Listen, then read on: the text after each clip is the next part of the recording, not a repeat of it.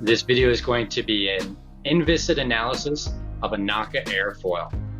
The goal, of course, is to be creating a pressure distribution plot. This is part of a series dedicated to X-Foil, brought to you by the Science of Flight. Let's get to it.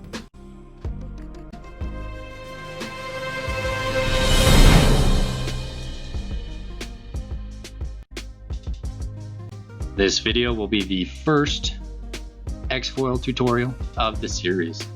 The goal, of course, is to show you how to plot a pressure distribution for a typical NACA airfoil for just a plain old InVisit analysis. It's not meant to show you everything, but it's meant to give you a very quick step-by-step tutorial on how to do just the basic analysis. With future videos, of course, showing you a little bit more of the features and things that you can do to this pressure distribution plot. So that's what we're going to do. So obviously, we're going to start with a fresh X-Foil session. So if you already have it open, just close it and reopen it so we kind of clear out the memory that way. So the first step is going to be loading the airfoil into the current memory. Since we are using a NACA 4-digit series airfoil, we can just use the built-in NACA command. Now I showed here two variants, whether you just typed in NACA without the parameter, that's the first one you see there, or there's a second one, which is if you type in NACA and the parameter on the same line. Those both will do the same thing. If you forget the parameter, as you see on that top one, X-Foil is going to go ahead and prompt you to enter the NACA 4 or 5-digit airfoil designation. And that I right there next to that caret is just telling you it's looking for an integer. So you can do it either way. Once again, caps lock, doesn't matter. But doing either of these is going to load the airfoil you want into the current memory. Now for this video, I'm going to just go ahead and keep all of the text that you would see in the X-Foil window. I'm going to make sure it's just colored green. It has a different font, so you can kind of see it right there. Now underneath the second option right there where I typed in NACA 4415, you see that after you enter or load this airfoil into the current memory, it's going to go ahead and give you some of the information about it. Right, we see the max thickness, the max camber, and where those are located on the cord. Now we'll have another video later that would explain the 4-digit and 5-digit numbers, what they mean. But you can kind of see it right here, right? The two fours, you see there's a max camber 0.04 at 0.4, and then you see the 15 right there at the max thickness at 0.15. Anyway, that's a subject for another video. But you see some other interesting stuff here. You know, we got some of the paneling parameters used, and we'll have a video in the future all about adjusting these parameters and what they do and what they mean. So on the previous slide, we went ahead and we loaded the airfoil into the current memory. Now we're not going to be adjusting any of the geometry of it. We're not going to be changing any of the paneling of it at this point. Those are subjects for another video. So we have the airfoil that we want to perform the InVisit analysis on already in memory, ready to go. So the next step number 2, would be to navigate to the menu we use to perform these analysis. It's the OPER menu. The OPER, of course, stands for Direct Operating Points. So this has all the commands we need to run the analysis. So right there at your typical X-Foil command prompt, just type in OPER and hit enter. And as you will see, it will drop us down into the OPER menu and give us the OPER command prompt right there. And you see, notice right there that at the end of the .OPERI, to the left of that caret on the second line, the last letter is the I. This shows that we're currently in InVisit mode, which is great because that's what we want to do in this video. This is kind of the default. So we're in the correct mode, so we're good to go. if you didn't start with a fresh session of Xfoil, I would just advise you to check right there and make sure that's not a V. That would signify that you're in viscous mode.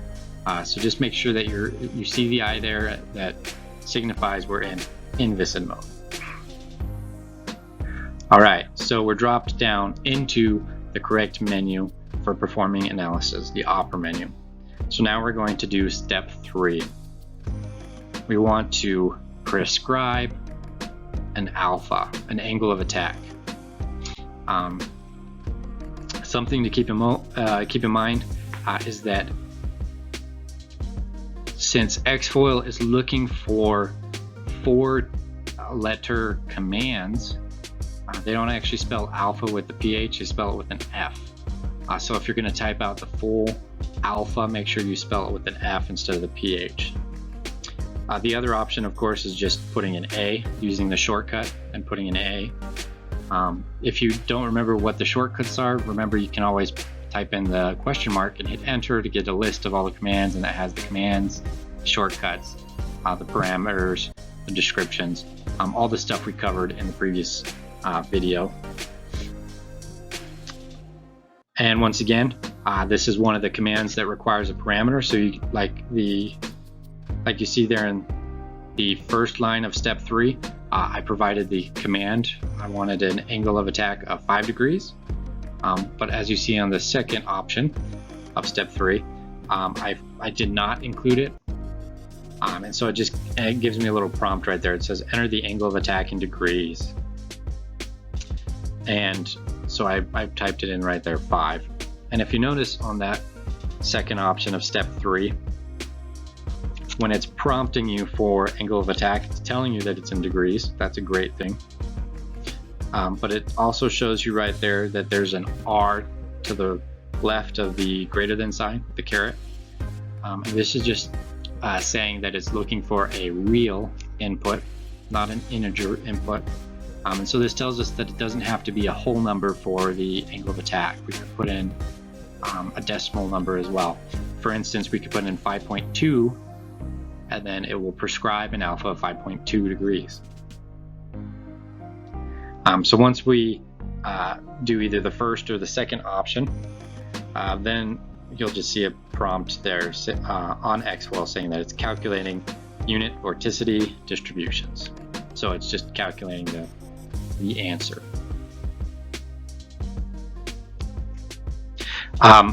Just a real quick note, remember that the angle of attack is measured from the relative wind. Don't make the newbie mistake of thinking that the angle of attack is from the horizon or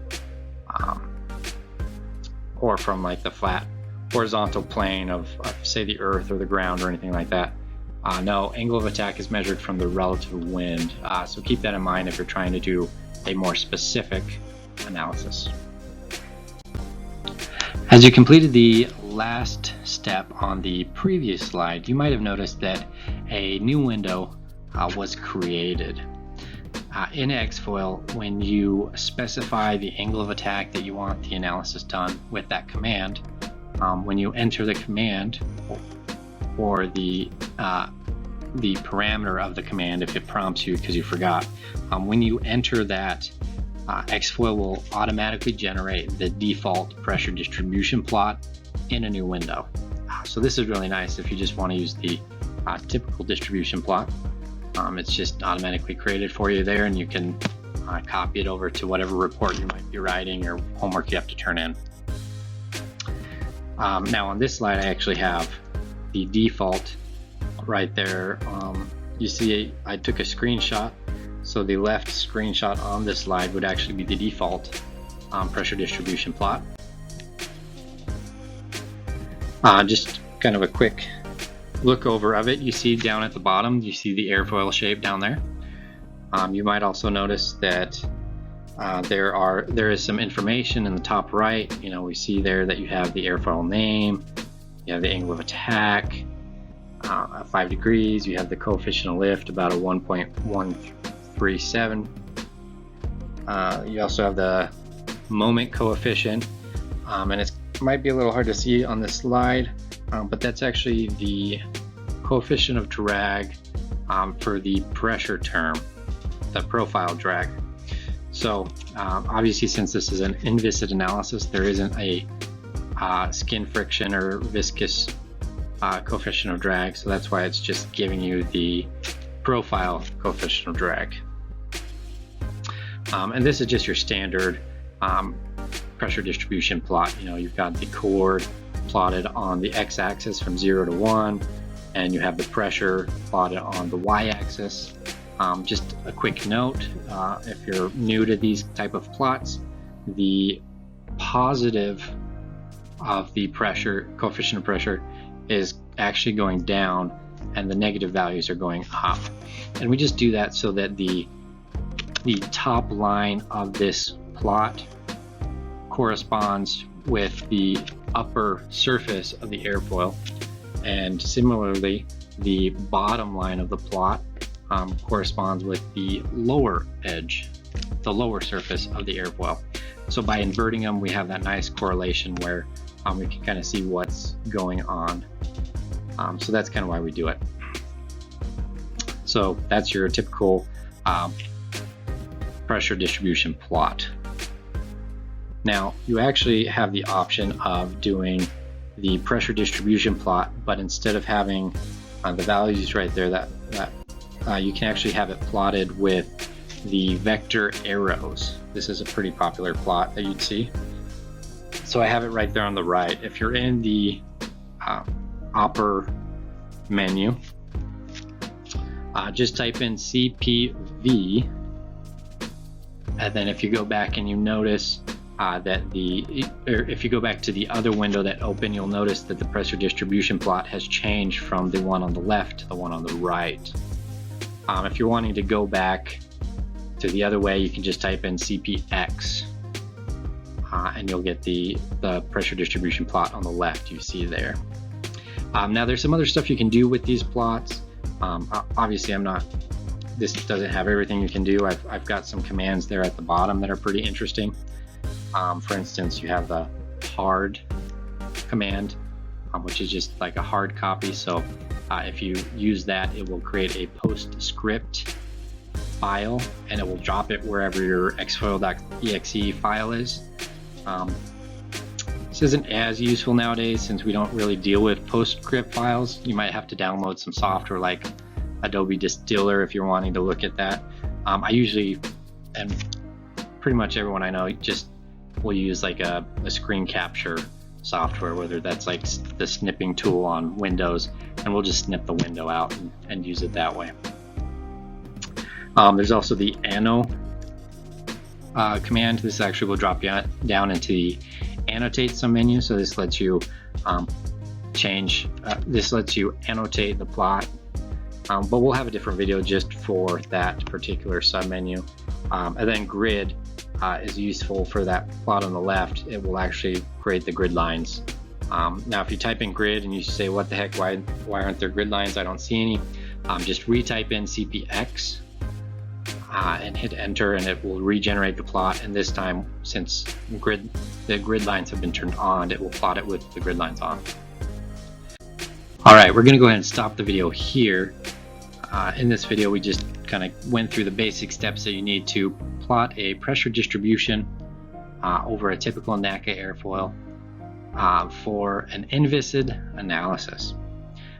In the next video, we will actually be doing the exact same thing, but we'll be looking at a viscous analysis.